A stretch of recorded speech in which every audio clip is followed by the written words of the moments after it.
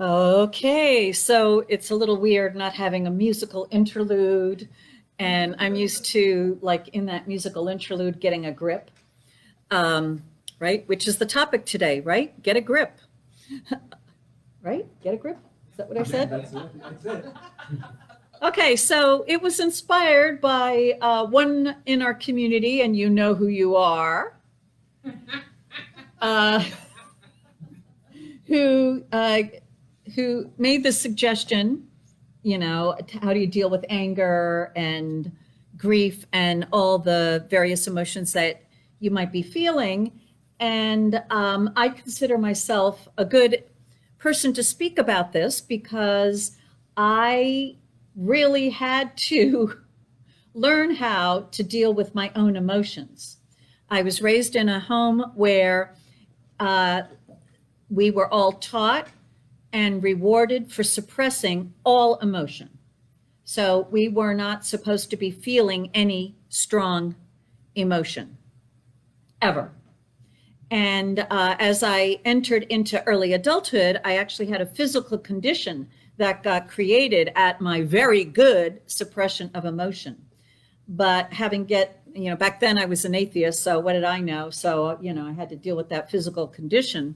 But when I went to the specialist of that condition, that part of the body, to see what can be done, his first question was, so what's been going on in your life lately?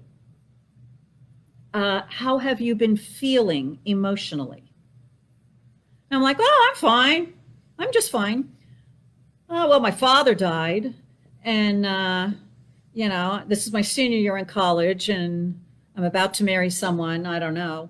And, but I'm just fine. And you could see he was like making a little note to go into his next book that he was writing. Because I did find out later that suppressing emotions was considered to be a cause or a contributor to the particular condition that manifested in me. So we're designed with emotions. And what are they? When I first came into this teaching, I started understanding that I needed to start allowing myself to feel emotions. And that absolutely terrified me. I did not want to feel anger. I didn't want to feel fear or grief or none of the negative emotions. I was willing to give up the happier emotions. I just didn't want to feel all those uglier emotions. And according to the best therapists and psychologists at the time, they were all in agreement. You have to feel them. You cannot suppress them.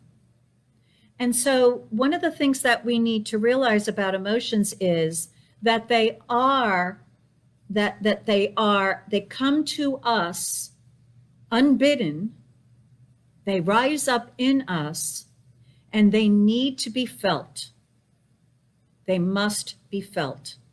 And in the allowing of your system to feel that emotion that's rising up in you, it will rise up, it will be felt, and it'll go away. Anybody have that experience? It goes away. It doesn't go away if you shove it down. I mean, you're like that pressure cooker, whatever, ready to pop your cork. You might think it's okay, but then, something happens and you're ready to burst out the next time. But if you really feel an emotion in kind of can I say that? Feel an emotion in a dispassionate way? Can you do that? People are nodding here, in sort of a non-judging, in a non-judging way.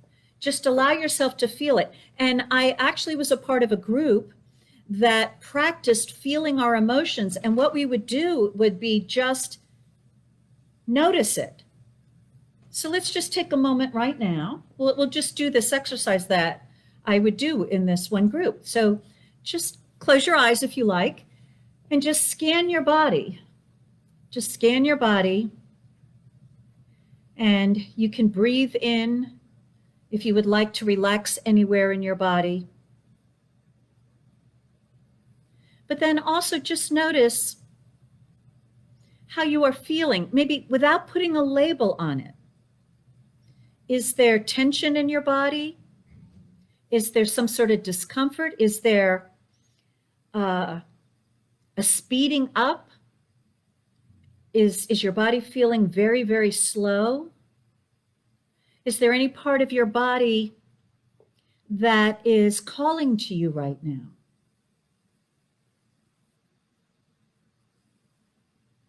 If you feel fear, where do you think in your body you feel that fear?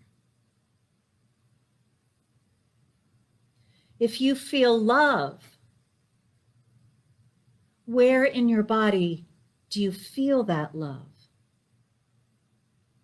And so without judging or suppressing, just accept where you're at right now, how your body is physically feeling and how your system is feeling. And just let it be okay. You don't have to do anything about it.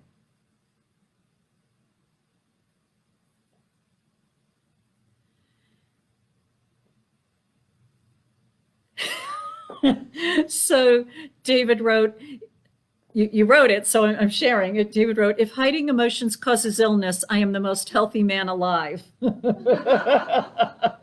Yes, you definitely are healthier than if you suppress those emotions, that's for sure.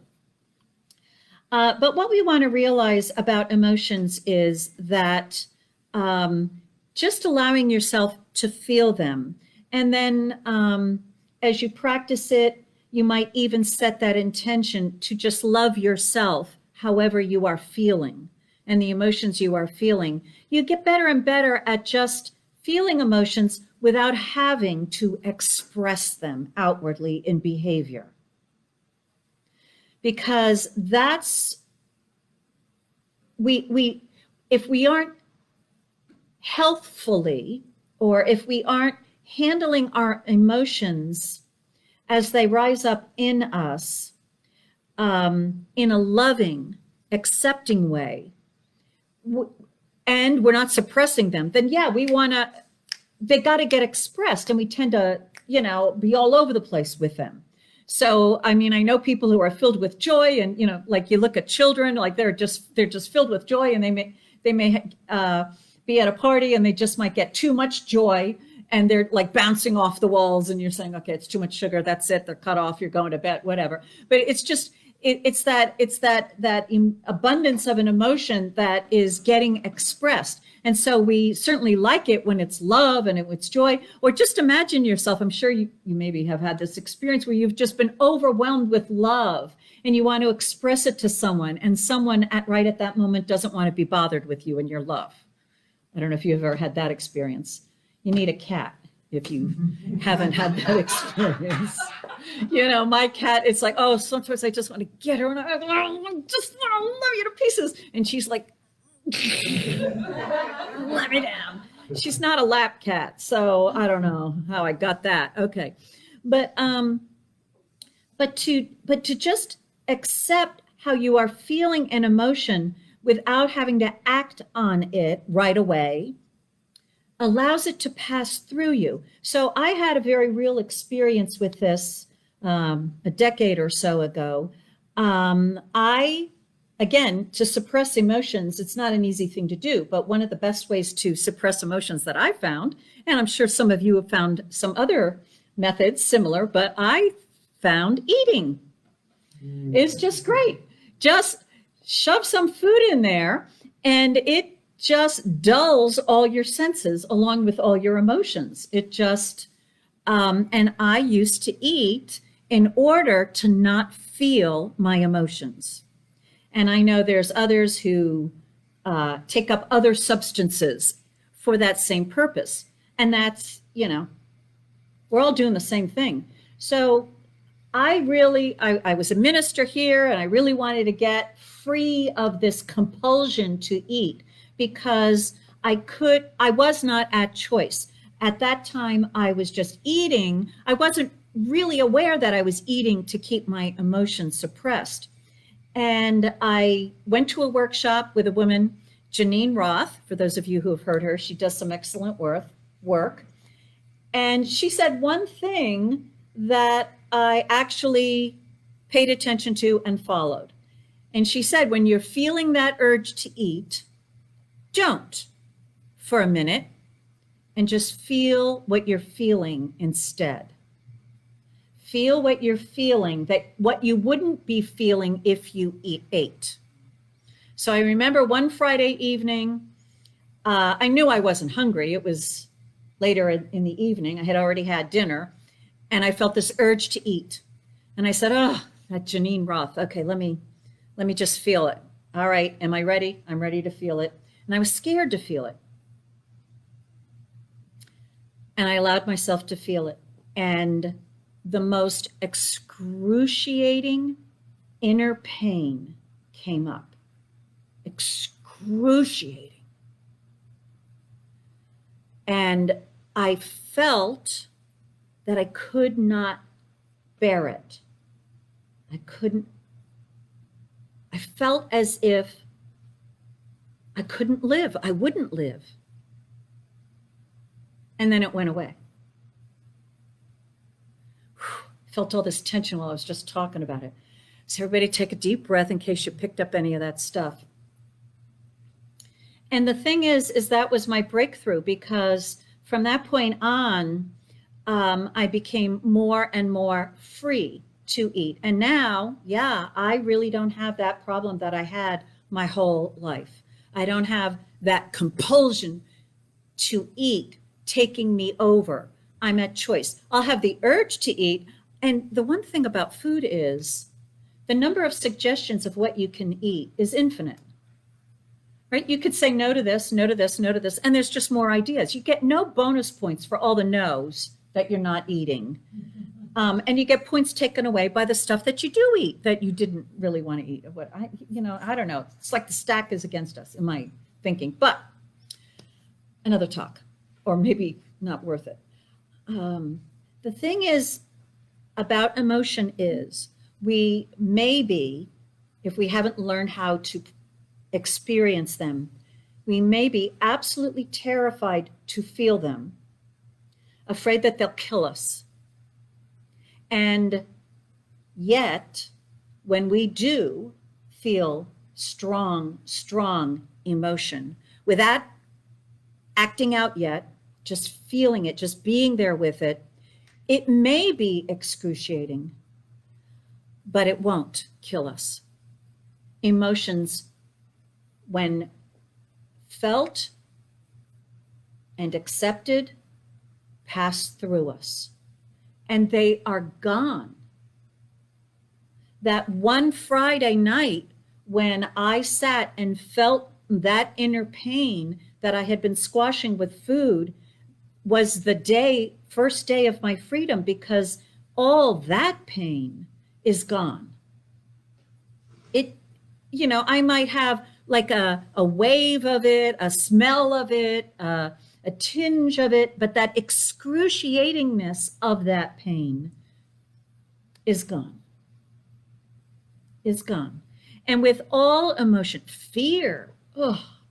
Anybody like to feel fear?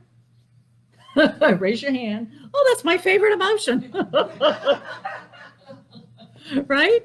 I mean, but we have that one woman who wrote that great book, the title, Feel the Fear and Do It Anyway, is again, that fear, that emotion and fear and anger, rage, any kind of grief that you have, emotions are not predictors of our greater good, and they're not necessarily guidance of what you should do.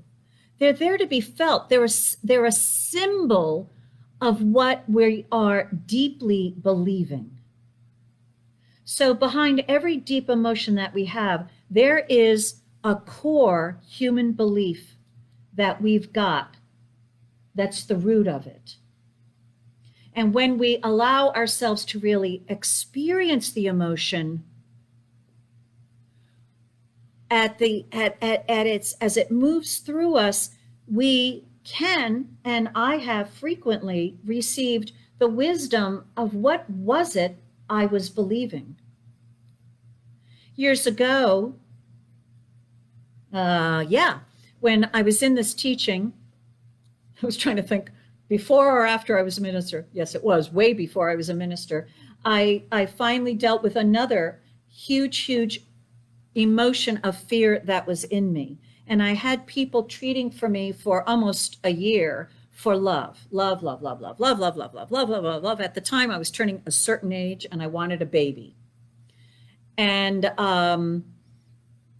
wasn't really clear about how I was going to get one, but I just wanted one. And so I had everybody treating for me, praying for me. And as the ultimate moment of my personal healing of all this happened, I felt this rising panic in me, absolute terror. And luckily I had class to go to, and I went to one of our Science of Mind classes, and I told a friend of mine who was also studying to be a practitioner that I felt all this panic coming up. And she said, I'll do a spiritual mind treatment for you. I'll pray for you, whatever. I'm like, good. Okay. And I went home after class and I'm like, I lay down on my bed and I said, okay, let me feel the panic. And it rose up in me, absolute terror, zipping through my whole body, another excruciating thing. And then it went away. And I'm like pinching myself. Is that gone? It was gone. You know, I want to kind of look in the mirror. There must be a sign of the ravages of that. It was so intense, but it was just gone. And as soon as it passed out, I had the thought, I'm afraid of my father. And my father had been deceased off the planet for 20 years. But that belief in me was still alive in me. And when I felt it, it went away. And I was no longer afraid of my father. And the physical condition that I told you about that I had from suppressing the emotion, it went away too. As in, I forgot I had it. I'm supposed to take medication in order to live. And I went 2 weeks without taking the medication. And I remember, I mean, I knew I had a major healing, but I didn't realize it was also a physical healing. I remember going to my counter and noticing a prescription bottle of pills there. And I'm looking at it going, what is this? Unrecognizable. I couldn't, I didn't know what it was, but anyway, I looked at it and I'm reading it and I'm like, what is this? It's got my name on it. What is this? Take one a day. What the heck is this? And then it was like, oh my God, I'm supposed to be dead if I don't eat. Oh, what? And I realized I had gone 2 weeks without, dying. So I threw it out. What are you going to do? It's gone. See, emotions and doctors now, if you go to them, I mean, way before I ever came into this teaching, the medical profession was getting onto that idea that emotions are causing all kinds of physical disturbances in our bodies.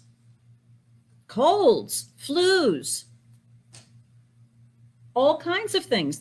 When I was working at the bank a long time ago, every time I would go to the bank's infirmary, the doctor, I felt like I had a file. And at the top of my file, there was my name. And under it, he wrote stress. And I would go to him with a flu, obviously, clearly a disease of some sort. And he's like, stress. I'm like, what? There's a bug going around. I got the bug, whatever. He's like, no, stress. And I'm like, okay. That was before I knew this teaching. Now I know, yeah, he was right. So see, emotions need to be managed or else they manage us. We are all human beings. We are designed to feel emotion. Our emotions all come from that one, I call it divine feeling, that urge, love, that urge of the divine. The Science of Mind definition of love is the urge, the desire to give of oneself. That's that one urge, that one feeling that we all have, and then the emotions get created by the beliefs we have about expressing that urge of love. I go to Benedict de Spinoza, who boils this all down in his own version, that desire is the actual essence of us and is what then flows out of us into emotions. So desire or love, that urge to express, to be, to give of ourselves. And then pleasure is what we would say moves us from from less good to greater good. And pain is the movement from greater good to less good. I'm paraphrasing him, but then this is all translated by somebody who didn't understand him, so I think I'm right. So we see something as good because it moves us forward. It feels pleasure in us. It feels more satisfying. It's a freer expression of our urge. And we describe pain as that which is moving us away from it. And then what Spinoza does is he defines every single emotion as a movement of pleasure or pain, depending upon what we are thinking about it. So love is pleasured.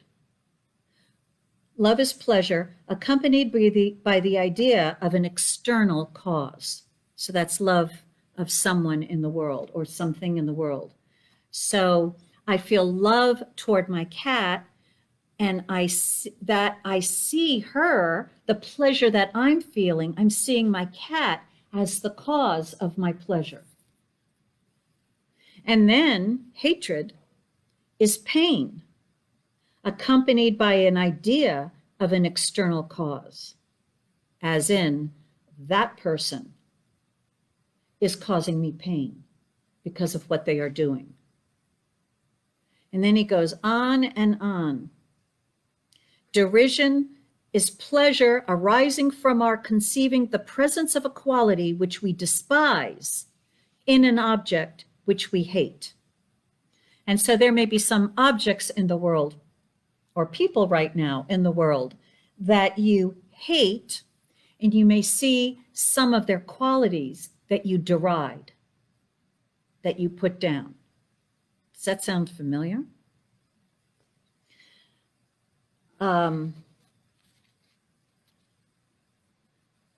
Joy is pleasure accompanied by the idea of something past, which has an issue beyond our hope. Which has had an issue. Okay, that's too complicated to explain. Despair is pain arising from the idea of something past or future where all cause of doubt has been removed. And then joy would be that realization that all good is present. So anyway, he goes on and on and on. What I want us to realize is that those deep beliefs that, like for me, when I was a child, I became afraid of my father. Well, he was an angry man. He yelled. He was violent every once in a while. And I felt fear for him. But he was long gone. And here I was still carrying this core fear. That fear, believing that my father is the cause of me experiencing less good whenever he's angry.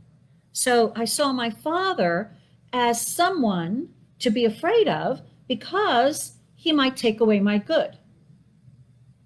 And as a child, I had that experience to back me up. But you see, it became a belief, and he wasn't even on the planet for 20 years, and it was still buried in me.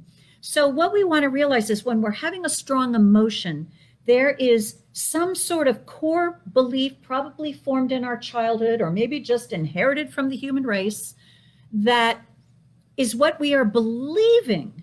But the feeling is that urge to express ourselves. And it's the thoughts we have around that expression that upset us. So right now, with the world the way it is right now, how many of us are believing that what the world is doing or what someone in the world is doing, it might be scaring us, we might be feeling fear because we think it might take away our good, right? If you think about it, right? Let's wear our masks. Because we're afraid we'll get this thing and then it'll take away our health. It'll take away our good. And so we have to be afraid of other people because they might have it. And then I might get that thing, which might take away my good and therefore I won't be happy again. I won't have my health, right? And so those are all just beliefs. Now I realize we've got facts, but when we have a strong emotion that we're not properly handling, we won't be able to clearly know what behavioral choices to make to deal with the facts. Our emotional reaction has everything to do with what we're believing deep inside, and we're trying to avoid that if it's a negative emotion. But if that negative emotion isn't there, we just have a situation that needs to be dealt with. So wear a mask, social distancing, do what you got to do without all the fear. The emotion is not necessary. The emotion is only there to show you what you are deeply believing about your good. And so that is what needs to be handled. And if we don't know what this emotion is coming from, okay, let's move into some suggestions now. Well, what do? I got emotions, whatever. Well, the first thing we have to do is if we're feeling it, is before we express it, take action in it, we want to do a pause. Just a pause. I mean, warning, strong emotion present. And just take a pause. Take a breath. And then ask yourself, am I feeling a strong emotion? Now, do I want to feel it right now? You can answer yes, you can answer no. If you have time and you're alone, maybe your answer is yes. And if you feel like you're spiritually supported, maybe you're like me, who I'll call up a practitioner, and even if or call our office phone number 24 hours a day, you can call and press 1 if you get the answering machine, and there's a spiritual mind treatment there, 30-second little treatment. Listen to it. Whatever you got, get that spiritual support to allow yourself to have enough strength to feel the emotion. There are some emotions that I have had to deal with that I had to schedule because I would not feel them until I had enough spiritual and emotional, as well as perhaps physical support around me, so that I felt safe to feel what needed to be felt. And that's important. And that's what we're here for each other, is to support each other, hold your hand, right? While you're going through whatever. And I advise you not to force yourself to go through an emotion if you feel like you're not ready. You got time. Been feeling them your whole life. Got time. Make sure that you're not pushing yourself. I got to get done. I got to get healed. I got to move forward. I'm just going to feel all my emotions. No. Love yourself. So let yourself maybe grow in faith, grow in spiritual practice, grow in practicing feeling smaller emotions before you go into the big, scary areas of your life. And make sure that you have a spiritual mentor with you, a practitioner who's there to support you and do that spiritual work so that you are not alone when you're feeling something that you've been afraid to feel your whole life. But to realize that your emotion is just something to be felt, and it does not have to be actually acted upon. It's not guidance as in what should you do. It's guidance as in what you are believing, what needs to be spiritually handled in you, but not, it's that strong emotion rarely is guidance for what you need to do in behavior in the world. You may have a really strong sense that you need to do something in the world, but that act in the world can be done without the strong emotion. But the one thing that, because emotions are so huge, when you're in emotion, the way I describe it is it's like a thunderstorm. We've had some thunderstorms lately. I don't know about the rest of the world, all of you, where you all are in the world, but here in New Jersey, we've had some wild thunderstorms where you're like, oh my gosh. And when you're in the middle of the thunderstorm, it's scary. It's dark, there's rumblings, there's lights, and you can't see, and you don't know how long it's going to be there. And while you're in the middle of a thunderstorm, it feels like it's there forever. But we all know it will pass. And that's what an emotion feels like in me. It feels like I'm in the middle of a thunderstorm, and I really believe that's it. That's it. My whole life, the rest of my life is this thunderstorm. And we forget that it will pass, but it will. It will. I know of too many people who maybe made some choices to leave the planet, to take their lives when they were in the grip of feeling a strong emotion, because they felt that it'll never go away. And so when we learn how to experience our emotions in a self-accepting, loving, healthy way, we get better at it. It's this series I've called The Art of Living, because living is always going to include an emotional experience. I mean, I really enjoyed having no emotions for the first few decades of my life or whatever, but I was a robot. But my belief system was that was good. And so I'm like, this is living a good life. I feel nothing. When Simon and Garfunkel came out with I Am a Rock, I swear it was my theme song. And I thought it was a good thing, but I didn't know what I was missing. Now that I feel emotions, I'm like, what? I was like, I was out of my mind. But, it seemed like a good idea at the time. So we want to learn how to manage our emotions. I'm going into Raymond Charles Barker book called The Science of Successful Living.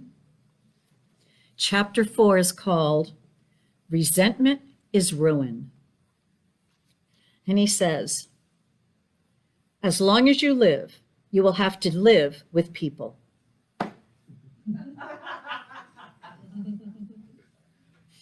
And he says, emotional problems are usually created by personal relationships. And so people, they're everywhere. We've got to learn how to respond to them in a way where we can be happy regardless of what they do.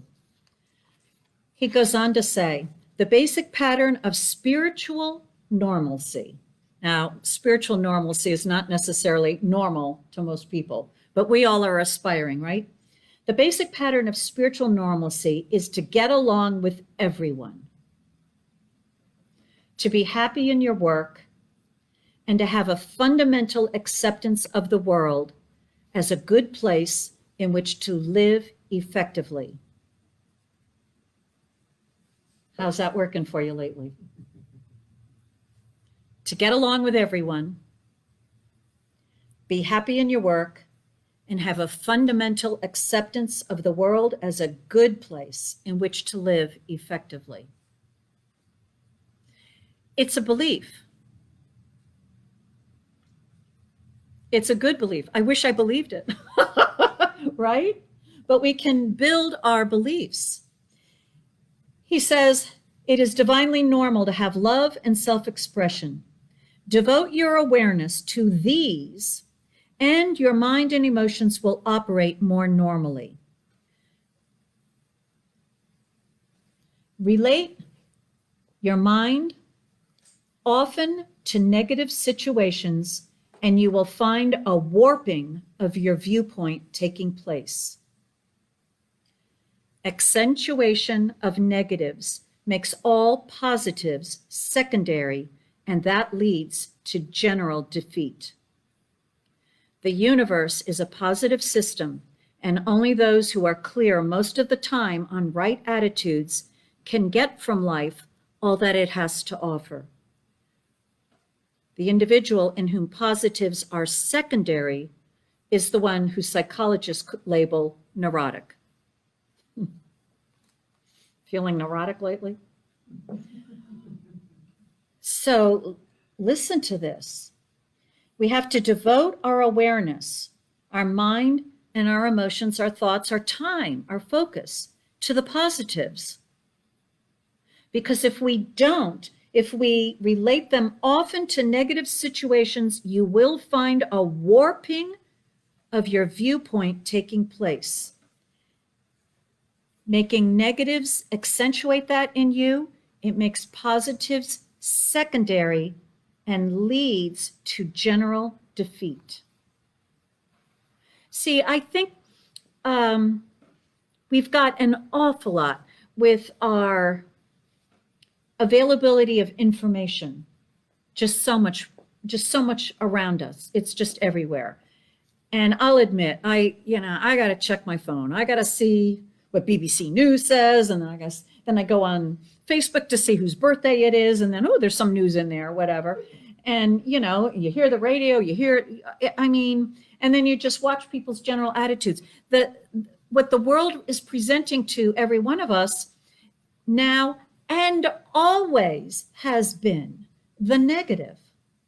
This is not the first time when we've been surrounded by negative situations. We've had a couple of world wars going on. And we've had famines going on, and things far worse than whatever medical thing we've got going on right now.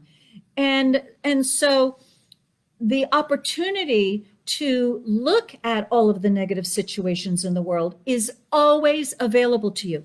And as Spinoza says, if we look at the world as being negative, we're going to feel like some version of pain because the world is making us less happy. And if we are looking to the world to make us happy, it will never, ever happen. The world is not here to make any one of us happy.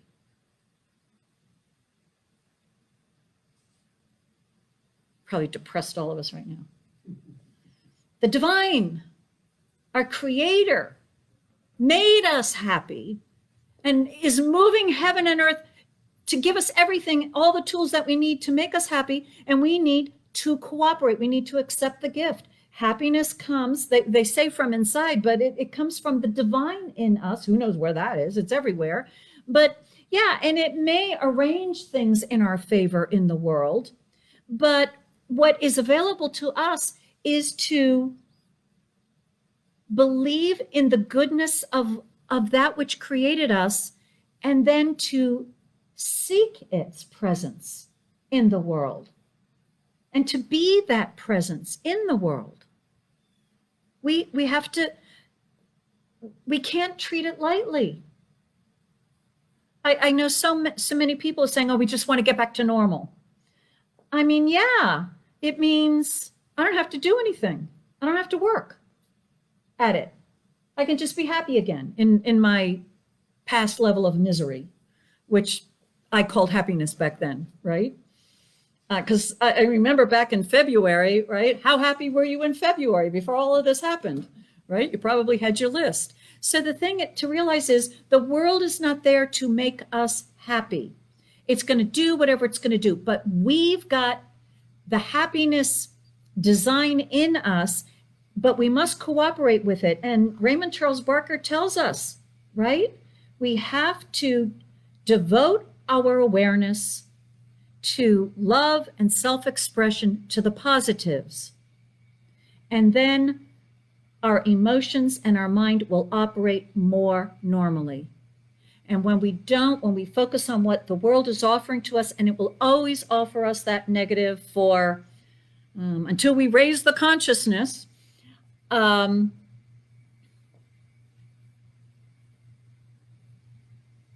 maybe the world will always present to us the invitation to focus on the negative until every one of us is free of a need for the world to make us happy.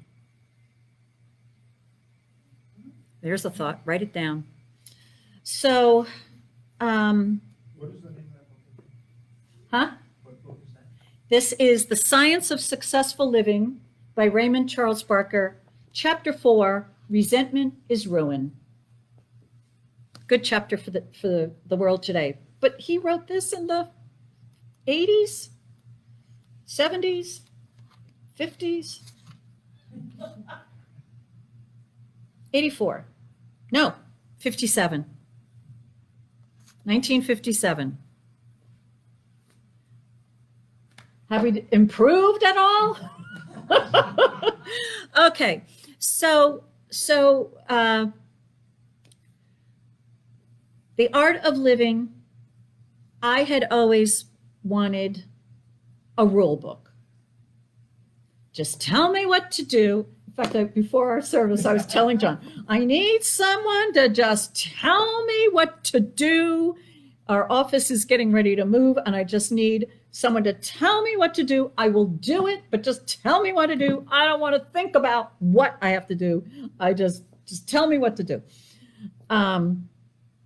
Yeah, I want that out of life too. I want, just tell me what to do, God. I don't want to have to think about it, but we do have to think about it.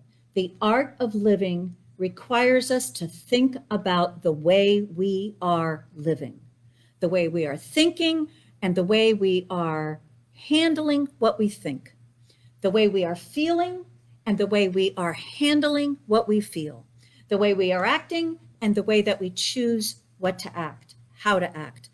It is an art because there's no rules. And what is a no-no for today, don't do it, is a yes tomorrow.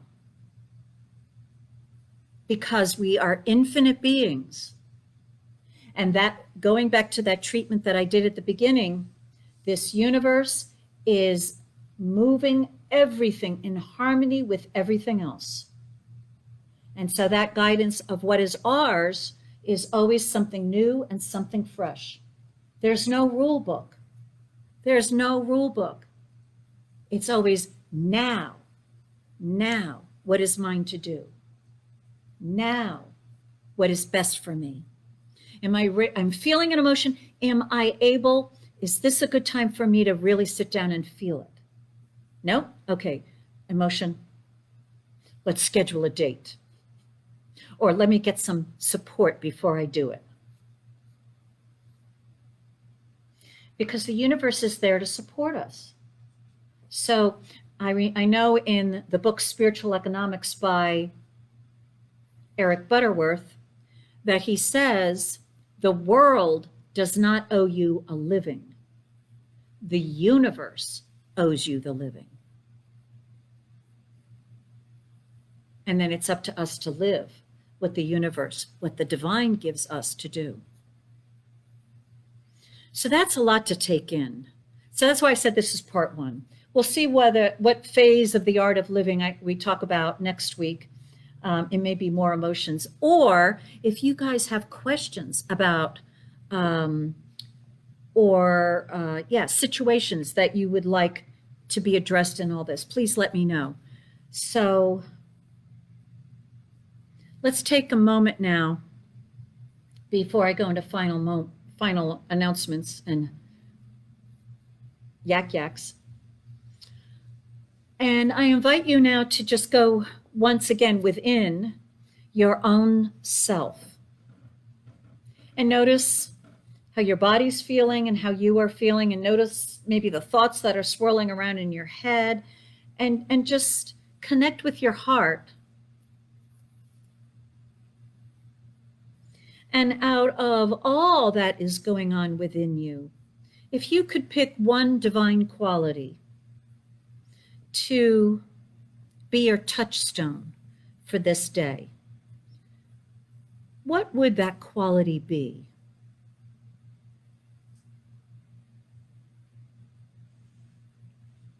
And so whatever that quality is, just claim it in your heart, in your mind. Just claim it.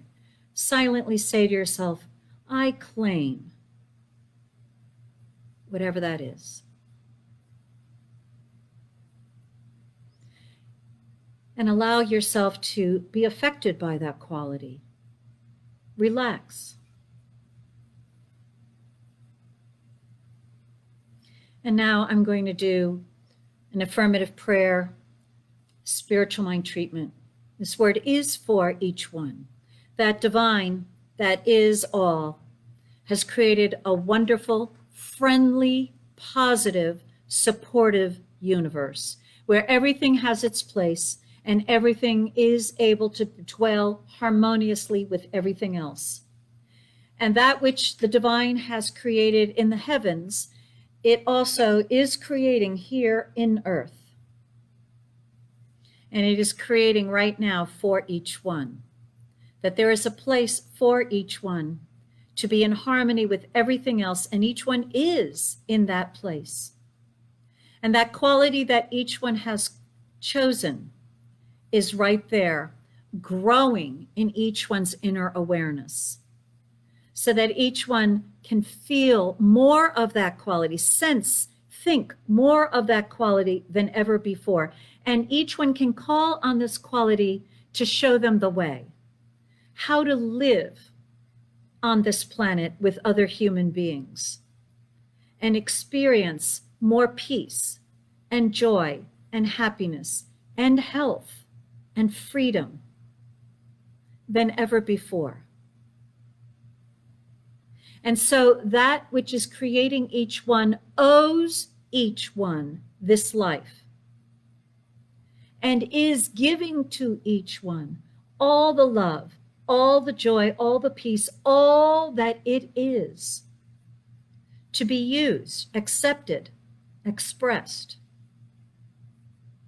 And so each one is better able to turn to the divine for all that each one needs to live a happy, healthy, prosperous, wonderful life that each one loves completely.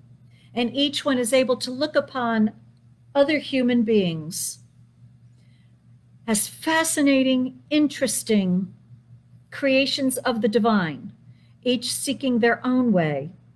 And yet, each one is able to look at all others and have that which has been given to them by the divine undisturbed. This is a treasure and it is a gift. Each one receives the gift and is more aware of it than ever before, and knows that that which has been given to him or her by God cannot be taken away by any human being. This word is the truth. I am grateful that this is the truth. So I release this word to God's loving law. I know it is done, and we agree by saying together, and so it is.